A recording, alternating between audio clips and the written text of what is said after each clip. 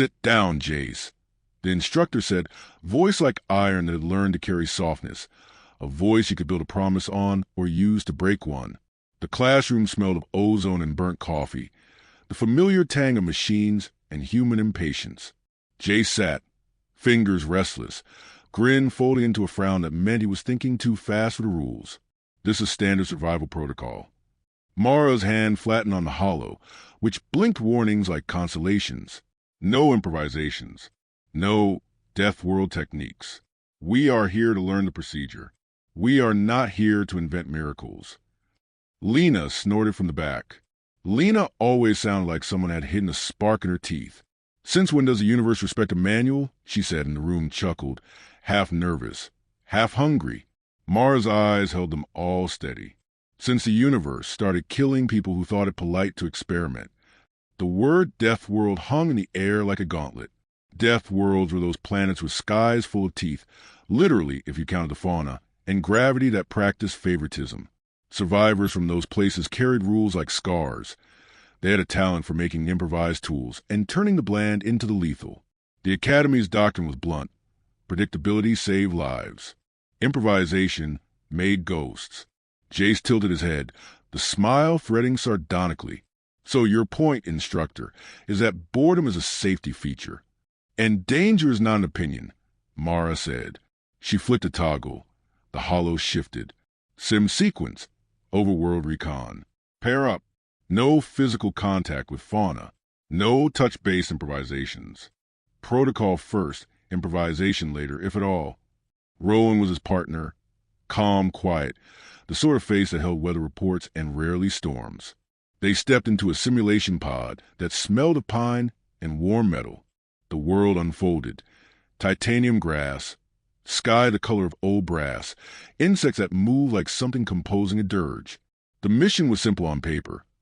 Locate a crashed research beacon, tag it for extraction, and leave nothing alive engaged.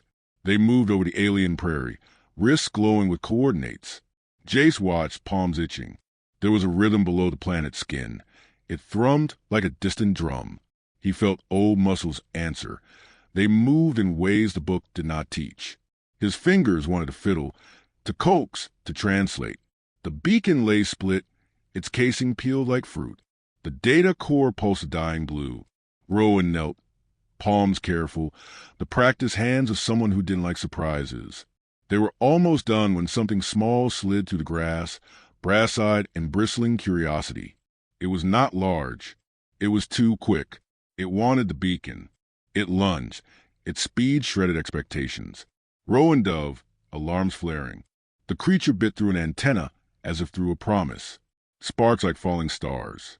The beacon's pulse stuttered. "Back! Back!" Rowan barked.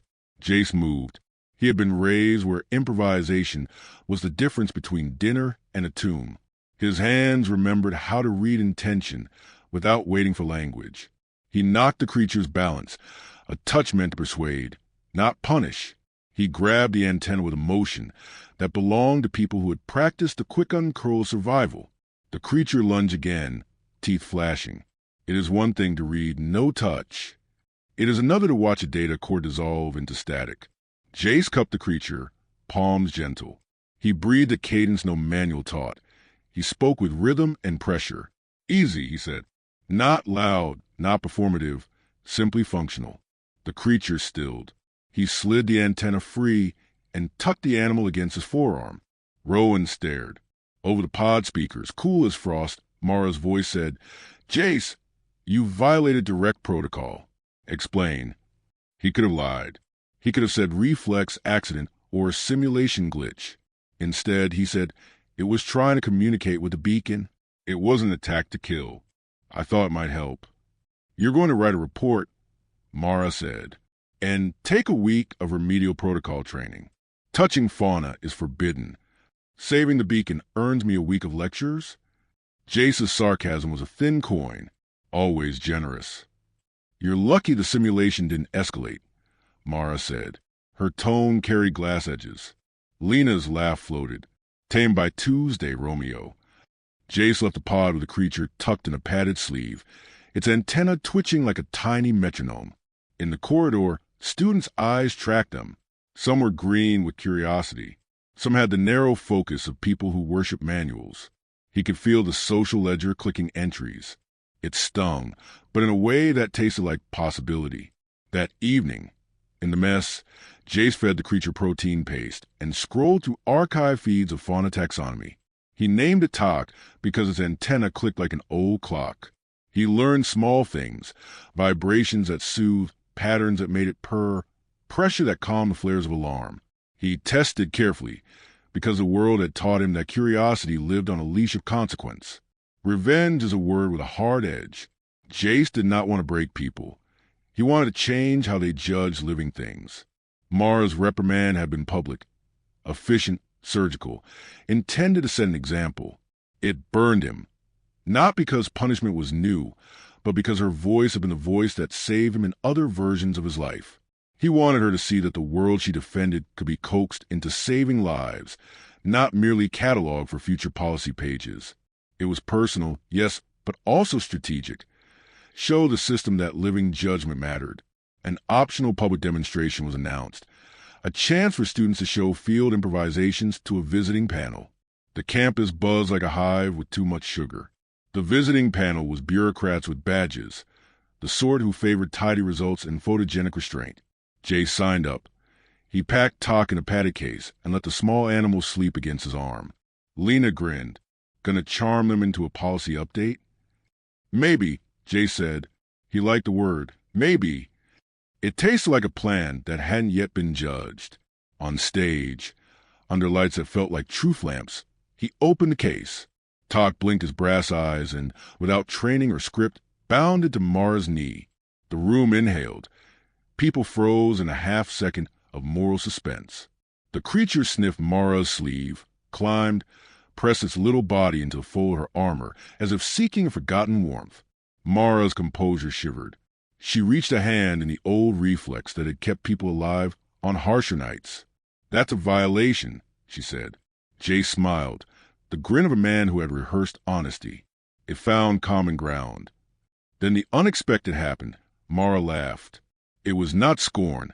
It was a sound that cracked the stone of rigid policy and let water through. The audience tumbled into that laughter after her, surprised and delighted. The creature chirped and then slept in Jace's open palms like proof that small things could reset a room. You'll still write the report, Mara said, voice lighter now. And you'll still take the remedial training. Do not make a habit of turning classes into obituaries. He bowed, theatrical. I live to obey. She narrowed her eyes. And yet, he replied. Afterward, the tribunal convened because the academy preferred to make precedence a ritual. Jay stood at the center of a room, designed to parse guilt. He explained everything, step by step, risk by risk. He made his case not as a romantic hero, but as a careful operator who calculated outcomes. He argued for the value of living judgment. He acknowledged the rule costs. He took the blame where blame fitted. The verdict was a compromise. Extra duty, required recertification, a public note appended his file, and, surprisingly, a formal commendation for preserving a research asset. Politics sniffed and granted a little margin. Mara met him afterward in the hallway. Her face had the softened lines of someone who had rerun a memory and found forgotten chord. You forced a recalibration, she said. He wanted to crow. He swallowed the urge. I didn't force anything. I showed a choice. Choice can get people killed, she murmured. Choice can also save them. Remember that. He did. He tucked Tok into a jacket and slept with the small animal on his chest, the creature's antenna clicking against his ribs like a tiny pulse of future things. The campus whispered. Some students cheered him privately. Some scolded him. The story left the campus and threaded through swifter networks, mess hall legends, short credits on feeds, a quiet myth that the academy might bend when presented with living proof. Jace tasted the rumor, like a promise. Then the call came. A research vessel had gone dark near an uncharted moon, one of those ugly worlds that seemed to take pleasure in breaking maps. The crew had sent an automated distress signal, then gone silent. The academy needed a retrieval team, practical people, not just placards of procedure. The panel recommended Jace. Mara frowned and then, with the small, grave decision of a captain assigning a trusted but impulsive deckhand, nodded. He packed with the rhythm of someone who knows that leaving is always about what you take. And what you must leave. Talk was contained, ready. Jace cinched straps, checked seals, kissed the sleeping creature on its soft metallic brow. Mara clasped his shoulder before he boarded the transport. "Don't make me regret this," she said. "Wouldn't dream of it." He lied with a smile, the lie tasting like a bet. He stepped onto the shuttle with a plan that wasn't shouting, but a series of patient taps against institutional stone. He would not break the academy. He would show it why sometimes living hands, not manuals, save lives. He would return with data, with living proof, or he would return with a better excuse to have tried. And somewhere in the humming belly of the vessel, Mara watched the shuttle rise and felt, with a chill that was almost pride, the weight of a rule bending slowly, like grass under snow, waiting to spring. The shuttle dropped like a stone that knew its target, slicing atmosphere until the world below opened into something that smelled of iron and old storms. The uncharted moon was uglier in person. Jagged horizons, seas of glass-strewn dust, clouds that clotted like bruises. The distress beacon signal was a sputtering thing on their instruments, a heartbeat staggered by static. Jace had his hands on the controls for a while, not by rank but by habit. Hands do that. They take things in ways words cannot. He felt the shuttle's bones, tasted the air with his palms. Talk, tucked into a soft carrier at his side, clicked with small worry, antenna trembling with curiosity. Mara briefed the team in a voice that had the weight of protocol and a thread of private concern.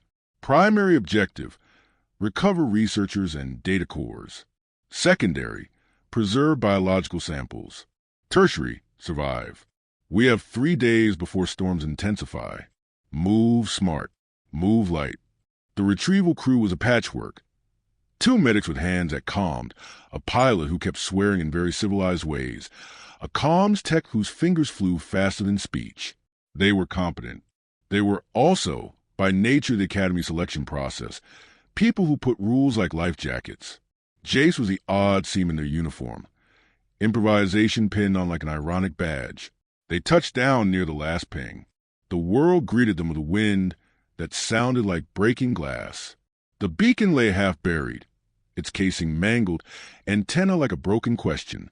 The research camp was a scatter of toppled gear, scorch marks, and evidence of a fight that had been clever and ugly. Bodies were first answer, empty suits, then none at all. It felt like the planet had swallowed them whole, or like the crew had been clever enough to run, and be clever enough to leave no spore. But the data cores blinked weakly, and a faint echo in the soil suggested movement. Not of machines, but small things like the scuttle of very many legs. Jace's hands found a core and pried it free. The module was warm in his palm. It hummed not quite like a machine, but like a thing with a memory. He looked at Rowan. "We can bring this back," he said. "We need to secure it and check for biointerference." The ground moved. From a shallow trench came small creatures, dozens and hundreds, eyes brass and shimmering, antennae waving.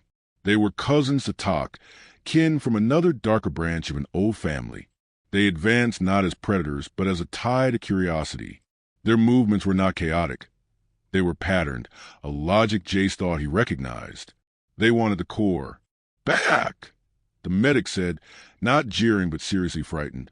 Their hands flexed for injections and shields, protocol. Jace stepped forward. The team barked at him. Protocol, no contact. Mara's shadow of authority flared. But the creatures froze when he spoke. He did not shout. He crouched and opened his palms in the old way. He moved with the rhythm he had practiced with Talk. "Easy," he breathed. His palms pressed the ground in a slow, measured sequence. Pressure, release, touch, absence. The creature's antennae twitched. They circled the core and hovered like someone worrying over a lost child. He held the core out on his palms, the metal warm, the protest of the storm of far-off percussion. A brass-eyed thing, smaller, brighter, reached and touched it. The core hummed and then slowed. The creature's chirps harmonized into something like a chorus. They began to arrange themselves, stacking small bodies around the core with such precision that the researcher's jaws unclenched. Jace's hands didn't touch them aggressively. He simply offered rhythm. It wasn't just a trick. The creatures were not hungry. They were archivists of energy. They were attracted to the lost pulses and willed them back to a sort of order. The team watched, stunned. The medics lowered their shields. Row after row of eyes watched Jace's hands, as if they were the only true translators on the moon. Mara watched too, her jaw line. She had seen improvisation succeed and fail. The memory of loss lined her face. She stepped forward slowly, the old woman and the new student meeting where a rule had once been absolute. "Don't take unnecessary risks," she said. Jace answered without flinch. "I calculated the risk. They restore power. They do not attack. They organize."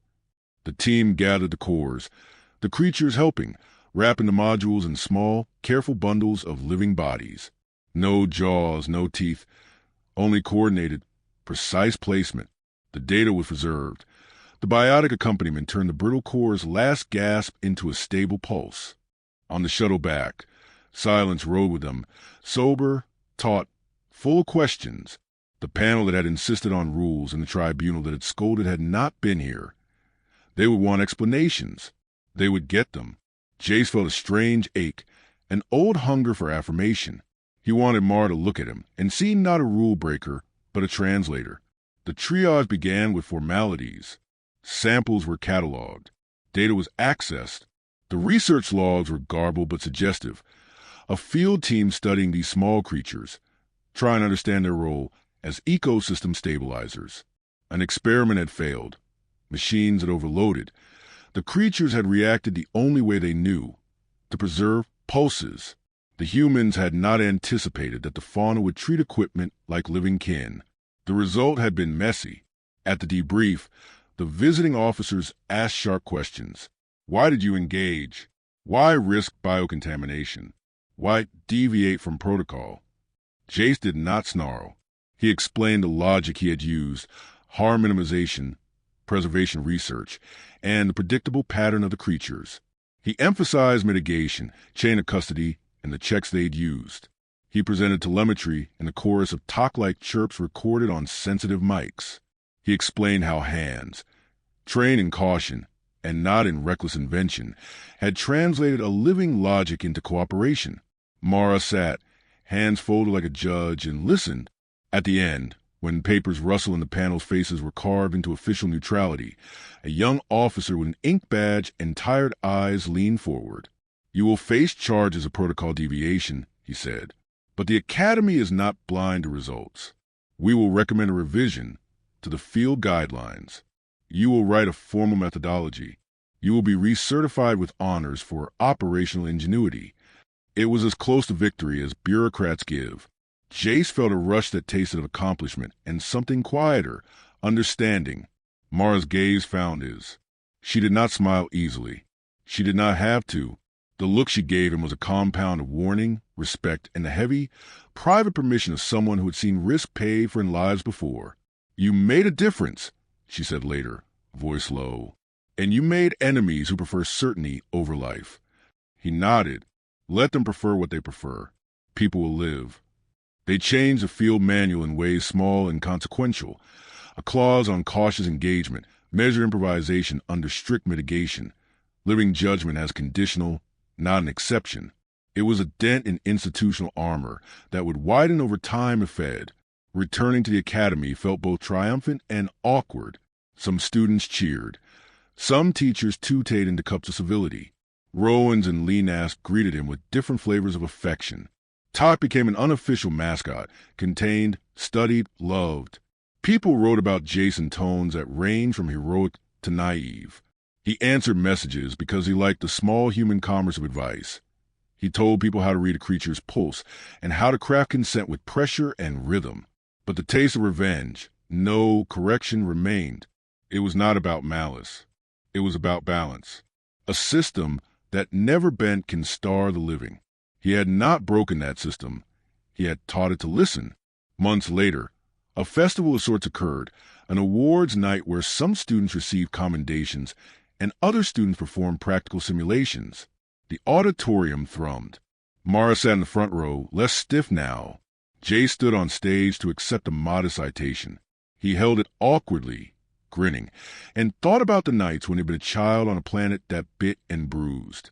He thought about a woman who had taught him to respect discipline, and then had been surprised when he honored that discipline in a different language. "Hands do more than hold," he said into the microphone, and he felt ridiculous and honest at the same time. "They translate." There was applause, measured, then warmer. Mara clapped last, like someone who made a point and found the point returned. The victories were not final. There were new rules, new hearings, and new panels. There were also lives saved because someone, somewhere, read a clause differently and chose to use hands where a manual said do not. The Academy did not become soft overnight. It learned to be slightly more human, in an institute-sized way. Years later, Mara retired, not because she was worn out, but because she wanted to step down on her own terms. At her retirement ceremony, she walked to the podium with a gait that had collected equation after equation of compromise. She looked at her students, men and women who had learned to love the balance between policy and pulse. She looked at Jace, who had more scars and more philosophy than when he arrived. "Rules keep us alive," she said, blunt and beautiful. "But for those of you who must choose when to hold them and when to bend, remember this. If you choose to bend, do it with method. Do it with care. Do it with hands that understand consequences." She paused and then, in a voice that surprised everyone, soft, sharp, and oddly playful, "And do not make me regret trusting you." Jace laughed, and the sound cut to the hall, like a clean wind. In the years to come, people told the story in many versions. Some trimmed it into a parable. Others used it as a manual footnote. Talk lived out many seasons, nesting in the warmth of people who finally learned to read a little life better. Jace kept teaching, sometimes officially, on the edge of lectures, always with hands that moved like translators. Revenge had turned into obligation. Not a vendetta, but a duty to keep the living in the loop of systems. Sarcasm softened into humor that kept the thread on learning from getting slick. Laughter threaded through suspense and survival, and became the sound of people who had chosen to be alive and kind at once. And when a new student, bright-eyed and impatient, asked the old question, "Why break a rule?" Jace only smiled and offered his palms. "Open. Because rules are ladders, not cages," he said. "Because sometimes a life needs fingers more than a form. Because hands are how we make promises we can keep." He meant it. The Academy had not become a garden of chaos. It had become, slowly and stubbornly, a place where hands were trained to read the pulse of things and to answer with measured courage. The old instructor who had said no Deathworld tricks in class had taught them to fear catastrophe. The student who answered with hands taught them to fear the alternative, a world so ordered forgot how to save people. The final twist? The planet they'd visited later became a field site, not out of conquest, but out of partnership. Scientists returned with protocols written for cooperation, and the small brass-eyed creatures, Tok's cousins, were studied, not hunted. The Academy added a new line in its manuals. When encountering unknown life forms, engage with humility. Test gently. Prefer living continuity over equipment salvage when possible. It was small, consequential, and entirely human. Subscribe and like to my channel for more sci-fi stories.